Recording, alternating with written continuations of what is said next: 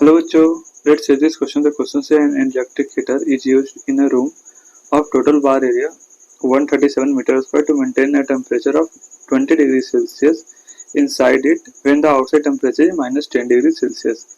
The walls have three different layers. The innermost layer of wood of thickness 2.5 meter. The middle layer is of cement of thickness 1 centimeter, and the outermost layer is of bricks of thickness 25 centimeter. Find the power of the electric heater. Assume that there is no heat loss through the floor and the ceiling. The thermal conductivity of the wood, cement, and bricks are 0.125, 1.5, and 1 watt per meter per per degree Celsius respectively. So the key concept used here is like law of conductivity, right?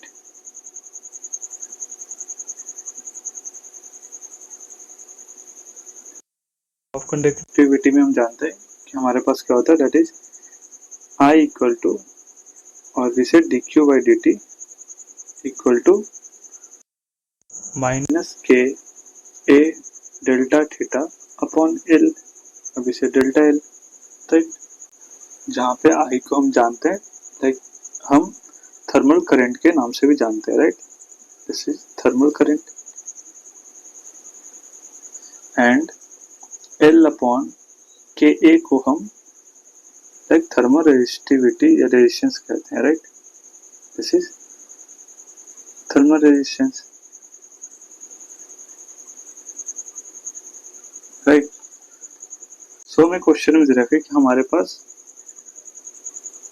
Like ऐसे walls हैं, right, एक upward like ceiling होगा and floor हो like नीचे like floor होगा, right, and ये दोनों के फ्लोर एंड सीलिंग से हीट ट्रांसफर नहीं हो रहा है तो हम उसे कंसीडर नहीं कर रहे हैं, केवल एंड केवल साइड वॉल्स हम कंसीडर कर रहे हैं. सो जो कि ये 3 लेयर से बना हुआ है, राइट, ऐसा कुछ बना हुआ, राइट, ऐसे ही सारे साइड से होगा. जो पहला लेयर है उसकी के की वैल्यू दे रखी है, दैट इज 0.125, राइट, एंड इसकी वैल्यू दे रखी है that is 1.5, and the outer most की वैल्यू दे रखी है that is 1, right. So and given that कि अंदर जो टेम्परेचर है 20 डिग्री है एंड बाहर माइनस 10 डिग्री सेल्सियस है, राइट. तो हीट कुछ ऐसे ट्रांसफर होगा, लेट आई का हीट करंट ऐसे ट्रांसफर हो रहा है, राइट. सो जो हीट करंट जो फर्स्ट सरफेस से पास होगा, सेकेंड से होगा, जो थर्ड से होगा, तीनों के लिए सेम ही होगा. सो हम यहाँ से लिख सकते हैं I equal to like delta theta upon R, right, R क्या है जहाँ पे एल अपॉन के, राइट, ये ऊपर जाके के सेम फॉर्मूला बन जाएगा that is minus delta theta, right. So यहाँ से हम लिख सकते हैं delta theta equal to I into R,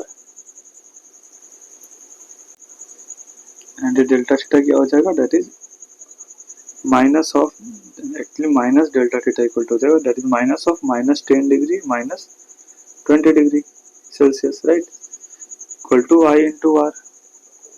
let's say first surface के लिए आर क्या हो जाएगा, दैट इज के चेंज होगा तो आर की वैल्यू चेंज हो जाएगी. तो लेट्स से ये R1, R2 एंड R3 है, राइट, करंट तो सेम ही होगा. तो हमारे पास जो ये R यूज करते हैं that is R equivalent use करते हैं, राइट. सो R इक्विवेलेंट क्या होगा, ये सीरीज में है, राइट, तो सीरीज में है तो R इक्विवेलेंट क्या हो जाएगा, that is R1 plus R2 plus R3, right. So यहाँ से हमारे पास आ जाएगा that is 30 degree Celsius equal to I into R equivalent, that is point सबका सम हो जाएगा. तो सबका सम क्या आ जाएगा, that is 1 plus 1 2.5 plus 0 like 0.125, तो हमारे पास आ जाएगा दैट इज 1.625, राइट. सो यहाँ से हमारे पास जो हीट करंट आएगा दैट इज इक्वल टू 18.46 153 तो हम इसे 18.46 ही रहने देते हैं, राइट ना, जूल आ जाएगा, राइट। सो इतने अमाउंट से हीट ट्रांसफर होगा बाहर की ओर, राइट।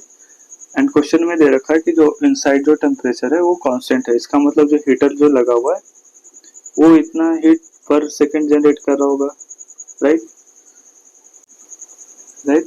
सो उसी को हम पावर बोलते हैं, राइट। अगर वो इतना जूल लगे, अगर वो 18.46 जूल पर second, like this is joule पर सेकंड, अगर जनरेट कर रहा हो तो इनसाइड द टेम्परेचर क्या होगा, लाइक रूम के अंदर का टेम्परेचर कांस्टेंट हो जाएगा, राइट। सो इसका पावर क्या हो जाएगा, सेम लाइक हीट करंट के इक्वल होना चाहिए, right. So power of like electric heater क्या हो जाएगा, दैट इज 18.46 जूल पर second, right? This is the final answer.